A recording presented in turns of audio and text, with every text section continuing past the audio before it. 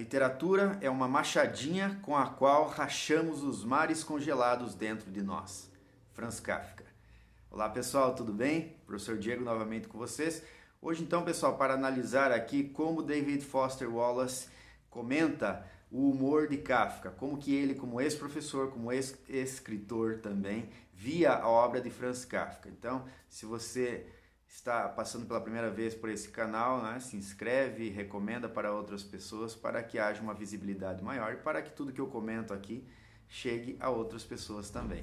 Alguém devia ter caluniado Joseph K., pois sem que tivesse feito mal algum, ele foi detido certa manhã. Bom, pessoal, então o David Foster Wallace, num ensaio chamado Alguns Comentários sobre a Graça de Kafka, dos quais provavelmente não se omitiu o bastante, que está no livro chamado Ficando Longe do Fato de Já Estar Meio que Longe de Tudo, nesse ensaio ele começa, é um ensaio muito curto, de 3, 4 páginas, em que ele começa como ex-professor dizendo o seguinte, que ele se ressentia muito de não conseguir mostrar a graça de Kafka para os seus alunos. Tanto é que ele inclusive cita o texto Pequena Fábula, que já foi analisado inclusive em outro vídeo aqui por mim, eu vou colocar aqui o card do ladinho.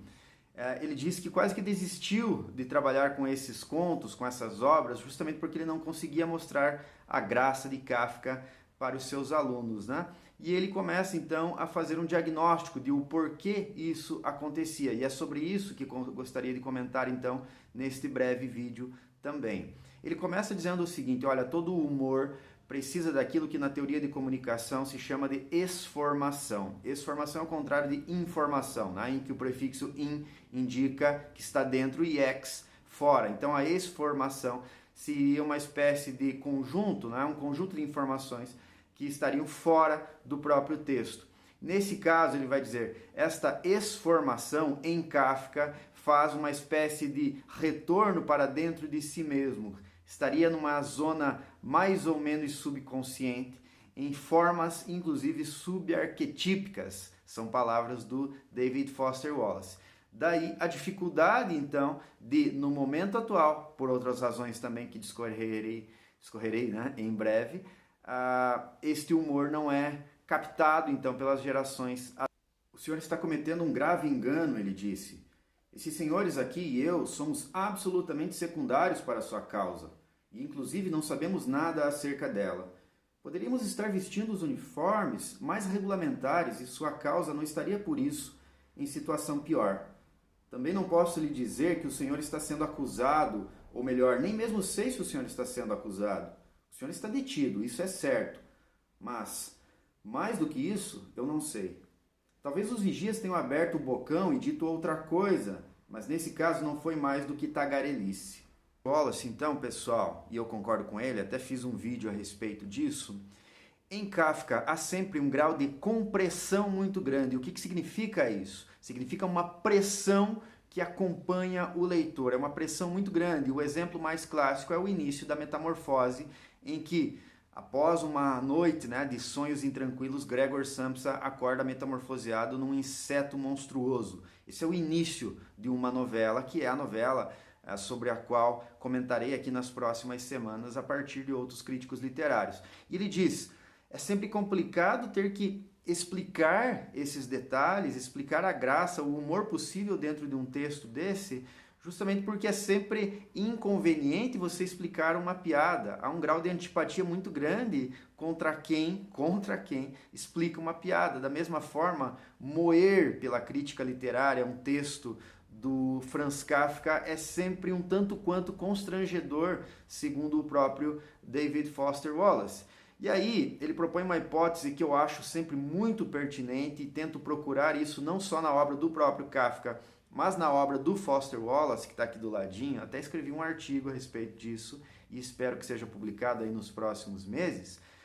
Há em Franz Kafka uma literalização daquilo que normalmente é considerado metafórico em nós. Então, algo, por exemplo, que nós dizemos por força de expressão, é tomado em Franz Kafka pelo seu valor literal. E eu vou citar alguns exemplos nesses intervalinhos em que eu estou falando aqui. O que parece que não é compreendido mais em Franz Kafka é que nele toda a comédia também é tragédia, e esse é o ponto central. Se é possível, então, rir de uma situação complicada e mesmo kafkiana no sentido mais técnico da palavra, por outro lado, precisamos compreender que ao mesmo tempo em que há algo de cômico, também há algo de trágico ali. E isso é contraintuitivo para nós, segundo Foster Wallace, que nesse ensaio trata especialmente da realidade norte-americana, mas para nós, brasileiros aqui, né, de 2020, não se trata de um mundo tão diferente assim, não. Ele vai dizer, nós estamos acostumados a ver na piada algo vinculado ao entretenimento e entendemos entretenimento como algo que nos vincula ao conforto.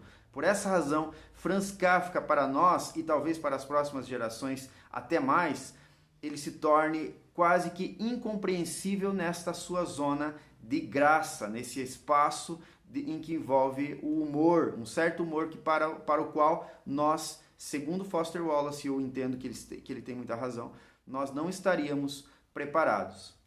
Não admira que eles sejam incapazes de compreender a verdadeira piada fundamental em Kafka, a de que o esforço terrível de estabelecer um self humano resulta num self cuja humanidade é indissociável desse esforço terrível, de que a jornada interminável e impossível rumo ao nosso lar é, na verdade, o nosso lar. É difícil colocar isso em palavras quando você está parado diante do quadro negro, acreditem. Você pode dizer a eles que talvez seja bom que eles não saquem Kafka. Pode pedir para imaginarem que todos os seus contos tratam de uma espécie de porta, para se visualizarem chegando perto dessa porta e batendo nela, com cada vez mais força, batendo e batendo, não apenas querendo entrar, mas precisando disso. Não sabemos o que é, mas conseguimos sentir esse desespero total por entrar batendo, esmurrando e chutando, que enfim a porta se abre, e ela abre para fora. Estávamos o tempo todo dentro daquilo que queríamos. Das ist komisch.